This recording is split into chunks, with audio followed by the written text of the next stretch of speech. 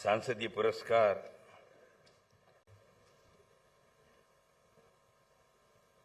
माननीय श्री सीपी राधाकृष्णन जी थे।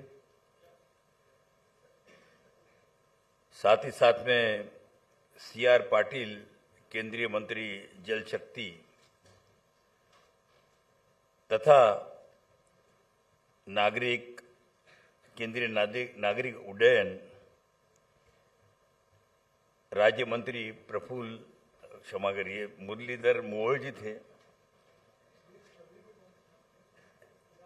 किंतु पार्लियामेंट के अंदर कुछ काम चल रहा है अति महत्वपूर्ण, इस कारण से वे यहाँ पर पधार नहीं पाए। फिर भी मैं उनका यहाँ से हृदय से स्वागत करता हूँ। आज के कार्यक्रम के प्रमुख अतिथि आदरणीय पूर्व मुख्य न्यायाधीश न्यायमूर्ति श्री B.R. गवई जी, लोकमत सांसदीय पुरस्कार ज्यूरी के अध्यक्ष माननीय श्री प्रफुल्ल पटेल जी, इस मंच पर उपस्थित पूर्व चुनाव मुख्य आयोग श्री कुरैशी साहब, और जिनके आने से इस कार्यक्रम की गरिमा बढ़ गई, वे आचार्य लोकेश मुनि जी, इस सदन में उपस्थित सभी संसदीय पुरस्कार से जो सम्मानित होने वाले वे सभी सम्माननीय मेहमान, हमारे सांसद जिनकी बहुत लंबी संसद में पारी रही, वे देश की जाने मानी हस्ती माननीय श्री मेनका गांधी जी,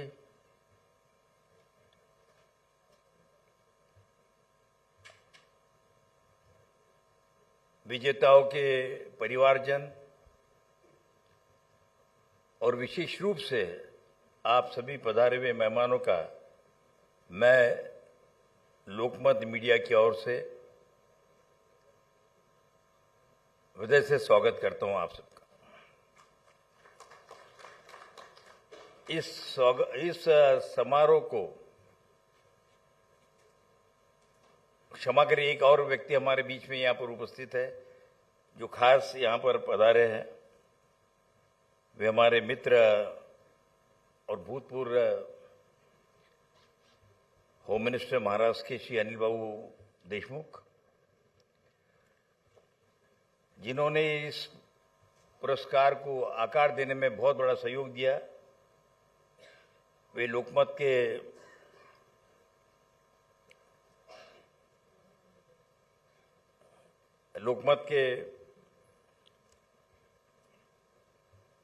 संपादक मंडली के प्रमुख और महाराष्ट्र शासन में जिन्होंने 15 साल अपनी सेवाएं दी, as a industries minister, education minister, home, industries, finance, power, Shri Rajendra Babu Darda, जिन लोगों के हाथों में भी सूत्र है, वैसा हमने छोड़ा नहीं पूरा, फिर भी वे चिरंजीव देवेंद्र दरड़ा। मित्रों, ये 8 वर्षों से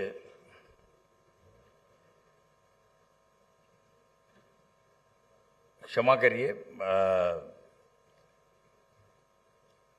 ये पुरस्कार का 6वां संस्करण है और हम लोग ये पार्लियामेंट के सेशन में इसलिए कार्यक्रम रखते हैं ताकि उन लोगों को आने में सुविधा हो।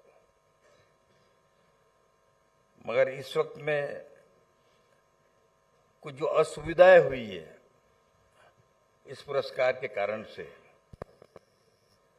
उसके लिए भी मैं उन सबका क्षमा प्रार्थी हूं। मित्रों, मैं 18 वर्ष तक संसद के उच्च सदन का सदस्य रहा हूं, मीडिया का सदस्य होने के नाते संसदीय गतिविधियों पर खास तौर पर नजर रखता हूं और इसलिए संसदों के काम की गहराई को करीब से जानता भी हूं, समझता हूं और लोकतंत्र में जनता के प्रतिनिधित्व का दायित्व सबसे बड़ा होता है। हमारे सांसद न केवल नियम बनाते हैं,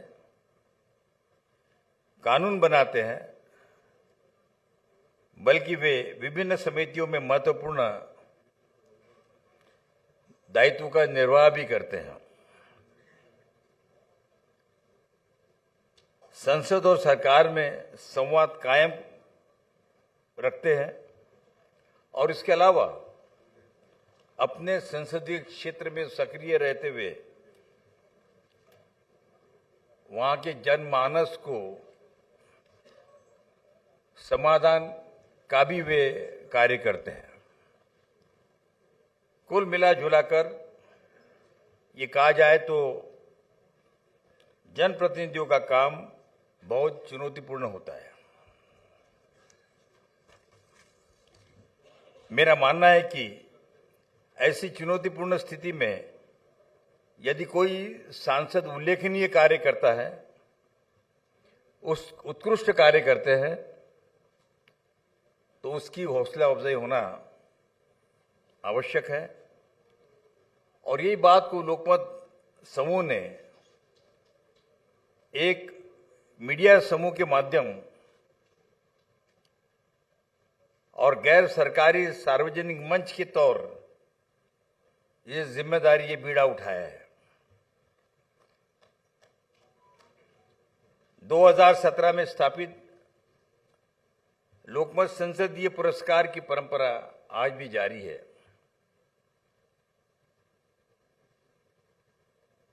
संसद का अपना भी पुरस्कार है और उस पुरस्कार की महत्वपूर्ण भूमिका भी है। लेकिन एक मीडिया समूह माध्यम से अगर संसदों का हौसला अफजाई हो, उन्हें नवाजा जाए, तो ये एक अत्यंत महत्वपूर्ण घटना होगी, ऐसे हम मानते हैं। क्योंकि मीडिया का रुख हमेशा तो नहीं, ज्यादातर आलोचनात्मक होता है और इसलिए अगर एक मीडिया का समूह इस प्रकार का पुरस्कार एस्टेब्लिश करता और देता है, तो मुझे ऐसा लगता है कि ये एक अच्छी पहल हो जाती है, ऐसा मैं मानता हूं। मुझे बताते हुए ये प्रसन्नता हो रही है कि लोकमत संसदीय अवार्ड की स्थापना में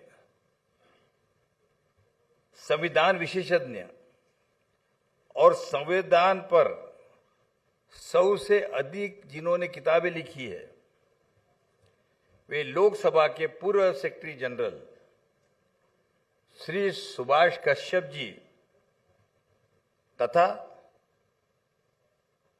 वरिष्ठ सांसद श्री लालकृष्ण आडवाणी जी, डॉक्टर मनमोहन सिंह जी, शरद यादव जी तथा लोकसभा के पूर्व अध्यक्ष श्री सोमनाथ चटर्जी का हमें अमूल्य योगदान मिला है।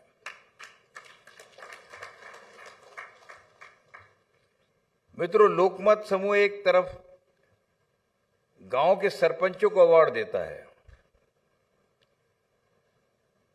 करीब करीब 10,000 से ज्यादा महिलाएं सरपंच को व्यक्तिगत उनके घर पर जाकर 10,000 से ज्यादा महाराष्ट्र में उनको वहां पर सर्टिफिकेट देता है, उनका सम्मान करता है, क्योंकि ये केवल इसीलिए संभव हो पाया है कि जहां जहां ग्राम पंचायत है वहां वहां लोकमत का प्रतिनिधि है। जहां हम लोग सरपंच को अवार्ड देते हैं, वहीं हम विधायकों और सांसदों को भी सम्मानित करते हैं। और इसके पीछे का लक्ष्य कि अच्छा काम करने वाले जनप्रतिनिधियों से अन्य जनप्रतिनिधि को बेहतर काम करने की प्रेरणा मिले। निश्चय ही इससे हमारा लोकतंत्र अधिक मजबूत होगा, ऐसा हमारे सारे संपादक विभाग के सहयोगी मानते हैं। मित्रों, मैं कुछ जानकारियां लोकमत समूह के बारे में आपको देना चाहूंगा संक्षिप्त में कि लोकमत के संस्थापक संपादक ज्येष्ठ स्वतंत्रता संग्राम सेनानी हमारे बाबूजी जवाहरलाल जी दर्डा हमें सिखाते थे कि अखबार का असली मालिक उसका पाठक होता है। हम उसी राह पर चल रहे हैं और ये हमारी सफलता का राज है। बाबूजी बहुत निर्भीक थे। ब्रिटिश काल में वे 1.25 वर्ष जबलपुर जेल में थे।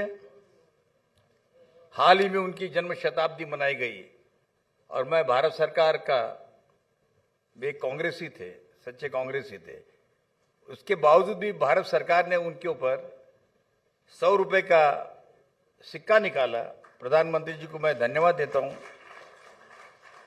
उन्होंने उनके ऊपर पोस्टल स्टैम्प निकाला और उनका सम्मान किया। मराठी दैनिक भारत में 2.23 करोड़ से अधिक पाठकों का सबसे बड़ा 6वां अखबार है, जो कि महाराष्ट्र, दिल्ली और गोवा का नंबर 1 है। लोकमत समूह हिंदी में लोकमत समाचार, अंग्रेजी में लोकमत टाइम्स के साथ दैनिक रूप में उसके 18 संस्करण है और 14 शहर संस्करण प्रकाशित करता है। लोकमत समूह के तीनों अखबार की कुल पाठक संख्या 2.55 करोड़ की से भी अधिक है। मैं फिर एक बार आपको बताऊं कि 18 मुख्य संस्करण और 54 शहर संस्करण के साथ प्रतिदिन प्रसिद्ध होता है। लोकमत मीडिया समूह प्रिंट, टेलीविजन, डिजिटल, मनोरंजन, सामाजिक मंच, महिला विकास और विविध खेलों के उत्थान के लिए सदा सर्वदा अग्रणी रहता है। भारत की अग्रणी मल्टी मीडिया प्लेटफॉर्म समूह है। लोकमत क्लिक स्टार्ट भारत का सबसे बड़ा क्षेत्रीय डिजिटल कंटेंट इंजिन है, जो मराठी, हिंदी और अंग्रेजी में प्रभावशाली समाचार और गैर समाचार सामग्री प्रदान करता है। कॉम स्कोर के अनुसार लोकमत.com लगातार 35 महीने से भारत का नंबर 1 मराठी समाचार पोर्टल बना हुआ है।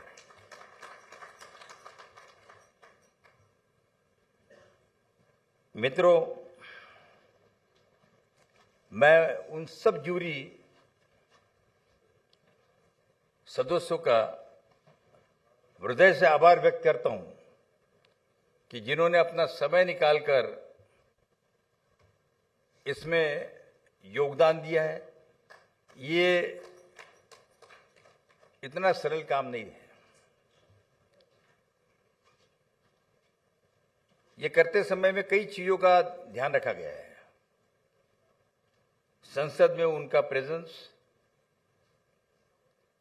डिबेट और डिस्कशन में उनका भाग, समितियों में उनका उल्लेखनीय कार्य, इन सब बातों का ध्यान रखकर जूरी ने चयन किया है। जो किसी वजह से नहीं आ पाए, जिन्हें अचानक विदेश जाना पड़ा, ऐसे फोन पर हम लोगों ने उनसे सम्मति ली।